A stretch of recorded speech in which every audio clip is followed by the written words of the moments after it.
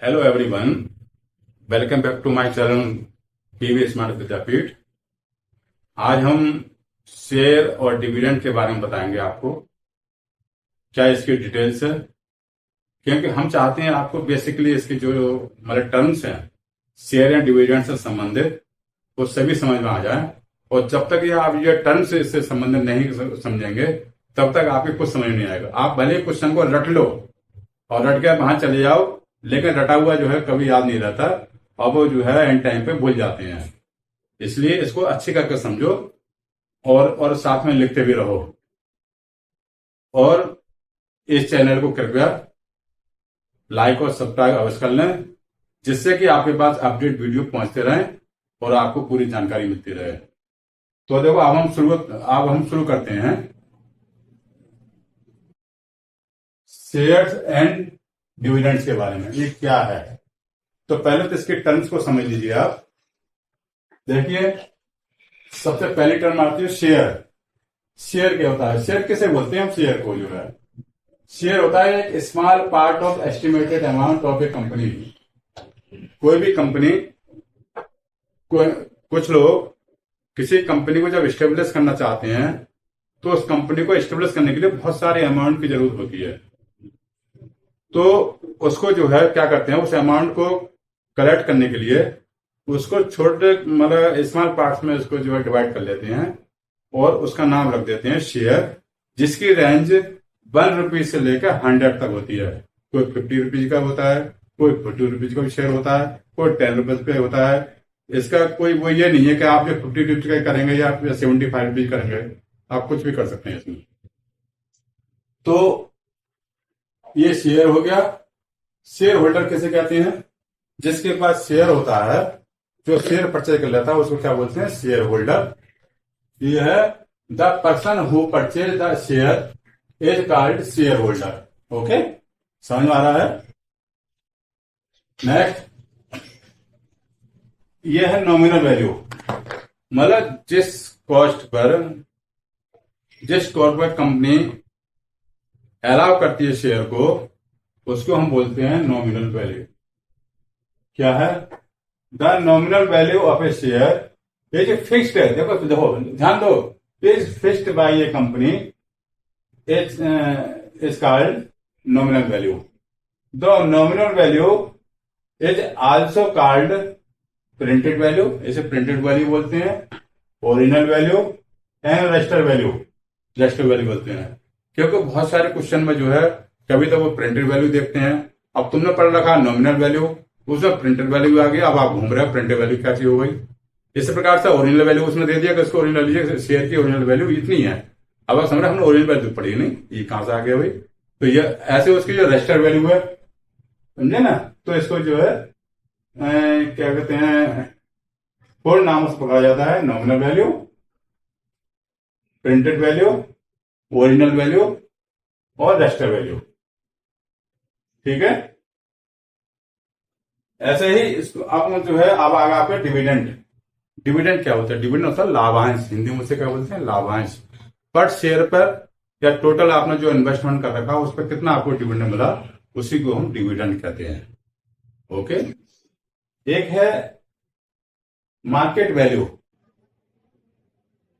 जब जो कंपनी ने जिस शेयर की वैल्यू फिक्स कर रखी थी और आपने मान लीजिए उस शेयर को जो है किसी भी एट एनी टाइम पर परचेज किया है, उसमें जो कॉस्ट होगी उसको बोलते हैं मार्केट वैल्यू। ओके, तो इससे क्या हो गया? The price of share in the market at any particular time is called market value और कैश वैल्यू। ध्यान दो, नोट करते जाओ साथ में, वरना सब आप जो है मिस कर जाएंगे। इसको जो है कुछ समझ नहीं आएगा, ये ध्यान नहीं। इसे कैश वैल्यू बोलते हैं। आप देखिए, अब इसमें जो है 3 टर्म और इससे संबंधित। एक होती है एट पार। एट पार को क्या बोलते हैं हम? इक्वल भी बोलते हैं।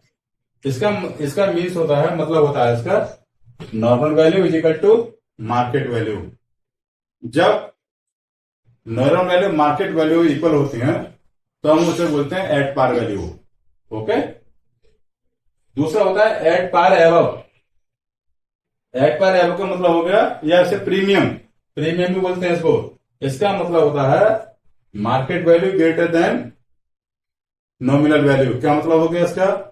जो नॉमिनल वैल्यू है उससे जब मार्केट बढ़ जाता है तो उस शेयर की वैल्यू बढ़ जाती है, और उसको हम कहते हैं प्रीमियम। ठीक, जैसे आपने जो है कोई भी शेयर 20 रुपये परचेज किया था, कुछ समय बाद जो है उसके 30 रुपये कॉस्ट हो जाती है, तो क्या बोलते हैं उसे? प्रीमियम वैल्यू उसकी, उस शेयर की। तो क्या है, मार्केट वैल्यू जो है ग्रेटर होती है नॉर्मल वैल्यू से। एक है एट पार ग्लो, एट पार ग्लो, और discount means nominal value greater than market value. मतलब यहां जो है क्या हो गया, मार्केट वैल्यू कम हो गई और जो नॉमिनल वैल्यू थी उससे घट गई, तो क्या हुआ, यहां लॉस हो गया उसको जो है, तो इसे बोलते हैं डिस्काउंट। ठीक है, ये सब क्वेश्चन में आपको, ये सब क्वेश्चन में आएंगे, ये टर्म्स ये, और जो कि आपको समझना बहुत जरूरी है। अगर ये नहीं समझोगे तो आप जो कंफ्यूज होते रहोगे कि डिस्काउंट क्या है, प्रीमियम क्या है और इक्वल क्या है, हम तो कुछ समझ नहीं पा रहे। ये समझना बहुत जरूरी है आपको। अब मैं इससे संबंधित, ये तो मैंने आपको टर्म्स समझा दी, अब इन टर्म्स को जो हम फॉर्मूले में चेंज कर रहे हैं, हम इसको कैसे कैसे निकालेंगे। देखिए, इन्वेस्टमेंट, इन्वेस्टमेंट क्या होता है, या सम ऑफ इन्वेस्टेड मनी, कुछ भी कह लीजिए, इसमें जो है number of shares multiply market value of a share. आज आपने मान लीजिए मतलब क्या 1 लाख का जो आपने शेयर परचेज करनी है आपको, और उसके 100 रुपीज की वैल्यू है, तो कितने हो गए, आपको 1000 शेयर परचेज करने पड़ेंगे। तो वही इसमें आ रहा है, आपने मतलब अगर बता दिया मैंने आपको, तो शेयर आ जाएंगे 1000, और उसकी जो मार्केट वैल्यू है उसकी है 100 इस समय, जिसकी थी 50 एक मान लीजिए मैंने, तो उसकी जो मार्केट वैल्यू आएगी, तो इससे क्या आ जाएगा, आपका इन्वेस्टमेंट आ जाएगा, या मतलब सम इन्वेस्टमेंट कुछ भी कर लो उसके लिए। अब दूसरा है नंबर ऑफ शेयर, हमें शेयर कैसे निकालना है। क्वेश्चन में आपको दे रखा है इन्वेस्टमेंट दे रखा है, और आपको पता है मार्केट जो है जब नंबर ऑफ शेयर निकलता है तो market value of a share, या इसको ऐसे निकाल सकते हैं total dividend upon dividend of a share, या इसको ऐसे भी निकाल सकते हैं, नंबर ऑफ शेयर की बात कर रहा हूं सभी, टोटल इनकम मतलब प्रॉफिट, प्रॉफिट ही बोलते हैं इसके लिए, और upon income profit of a share, 1 share पे कितना प्रॉफिट हुआ, इससे हम क्या बोलते हैं, नंबर ऑफ शेयर निकाल सकते हैं। अब नेक्स्ट देखिए, टोटल इनकम कैसे निकालेंगे। टोटल इनकम निकालेंगे number of shares multiply dividend, जो भी परसेंट में दे रखा हो, मल्टीप्लाई एनबी, ध्यान दो यहाँ एमबी नहीं है, यहाँ एनबी है, normal value of a share. Okay, अब फॉर ए शेयर होल्डर के लिए कैसे, मतलब वो कहता है कि इनकम, इनकम क्या है, उसे प्रॉफिट ही बोलते हैं, उस प्रॉफिट को रिटर्न भी बोलते हैं, उसको डिविडेंड बोलते हैं। क्वेश्चन में यदि आ जाए क्या बताइए, रिटर्न उसका कितना हुआ, रिटर्न परसेंट कितना हुआ, तो आप ये समझ जाएंगे। डिविडेंड, डिविडेंड कितना परसेंट हुआ, तो आप इसे समझ जाएंगे। इनकम कितनी हुई, तो इसको समझ जाएंगे। अब इसके आए इनकम परसेंट, कैसे निकाल देंगे, चाहे इनकम परसेंट कह लीजिए, चाहे प्रॉफिट परसेंट कह लीजिए, चाहे रिटर्न परसेंट कह लीजिए, तो डिविडेंड, ये समझ लो जरा अच्छी करके, जब तक ये नहीं समझोगे तब तक आप क्वेश्चन नहीं कर पाओगे। ये क्वेश्चन के सुर हैं सारे, जिनको तालमेल बना के बनाया गया है। तो ये इस तरह से आप जो है इनकम जो है निकाल लेंगे। हम मैं आपको एक एग्जाम्पल देकर बता रहा हूं कि इस तरीके से आप जो है क्वेश्चन को सॉल्व करेंगे। देखिए, तो देखिए हम जो है एग्जाम्पल के द्वारा आपको समझा रहे हैं कि शेयर और डिविडेंड कैसे कैसे निकालते हैं। तो एक क्वेश्चन है, देखिए, a man buys 420 rupees shares at a premium of 4 rupees each and receives a dividend of 12%. Find out the amount invested, the total income from shares, profit percent on the money. ठीक है, कैसे निकालेंगे बताइए। देखिए हमने ये formula दे रखा है, इसी फॉर्मूले के द्वारा इस क्वेश्चन को हम सॉल्व करेंगे। आप थोड़े से आप जो है ध्यान दीजिए, जो हमने आपको अभी बताया था, क्या क्या बताया था बताइए। ये कह रहा है देखिए प्रीमियम, यहाँ वर्ड आ गया प्रीमियम। प्रीमियम का मतलब समझे, हमने समझाया था आपको, क्या है बताइए, क्या मतलब होगा इसका। इसका मतलब हो गया कि M B greater than N B. Okay, तो अब चलिए फर्स्ट ले लीजिए, इसका जो है द अमाउंट इन्वेस्टेड, उसने कितना अमाउंट इन्वेस्टेड किया है, कैसे निकालेंगे। देखिए ये फॉर्मूला है, investment is equal to number of shares multiply maturity value of a share. देखिए गिवन क्या क्या दे रखा है,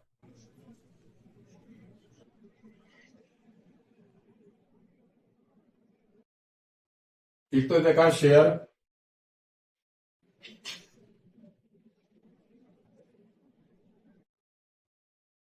कितने दे रखे हैं 400। एनबी की कितनी वैल्यू है, ये देखिए दे रखी है 20 रुपीज।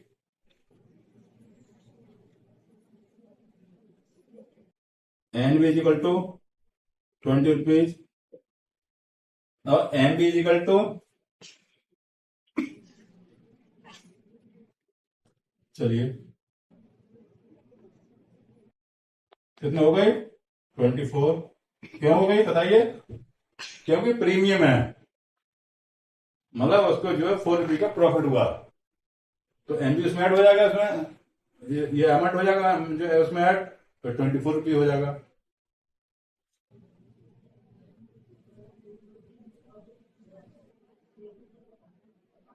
ओके, आप देखिए, और डिविडेंड कितना दे रखा है, ये देख लीजिए आप।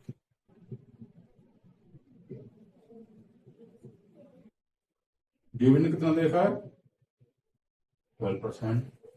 क्या कह रहा है, अमाउंट ऑफ इन्वेस्टेड, कैसे निकालेंगे, अमाउंट इन्वेस्टेड इक्वल टू, क्या फॉर्मूला है, number of share multiply MB of a share. ध्यान दो एनबी नहीं है, ये एमबी है, तो नंबर ऑफ शेयर कितने हैं इसमें,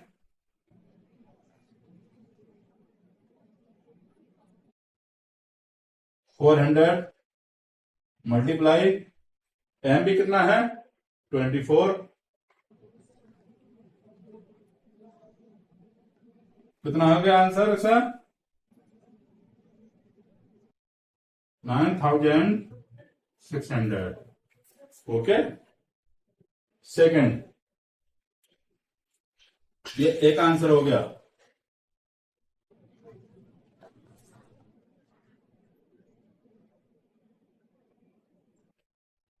अब बी का आंसर देखिए, बी क्या कह रहा है, the total income from shares.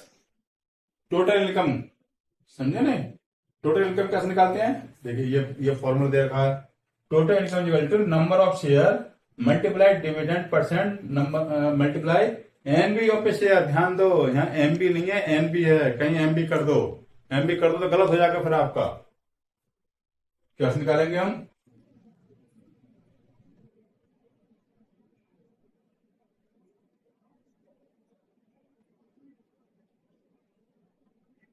Total income कैसे निकालेंगे, देखिए नंबर ऑफ शेयर कितने हो गए 400 मल्टीप्लाई डिविडेंड परसेंट, डिविडेंड कितना दे रखा है यहाँ 12%। 12% कैसे लिखेंगे बताइए, ऐसे लिख सकते हैं तो 12% को multiply NB of a share, NB कितनी है शेयर की 20 रुपीज, 20 रुपये हो गए। अब इसको सॉल्व कर लीजिए, इस डबल जी से ये डबल जी कैंसिल हो गए, अब ये हो जाएंगे is equal to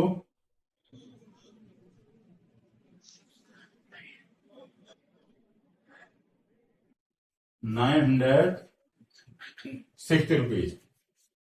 okay, clear.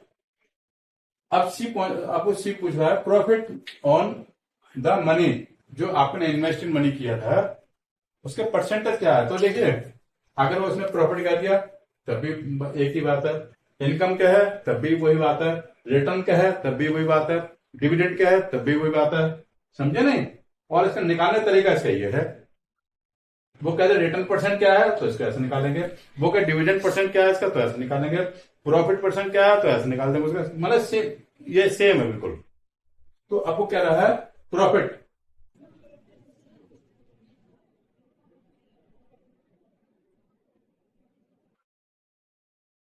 Profit percent. देखिए इनकम, कितनी इनकम आई इसकी 960 अपॉन, क्योंकि हम परसेंट निकालनी है इसकी, मल्टीप्लाई 100। और कितना इन्वेस्टमेंट किया था उसने, देखिए यहां निकाला था हमने इन्वेस्टमेंट, अमाउंट इन्वेस्टेड 9600, इसको हमने उसको डिवाइड कर दिया,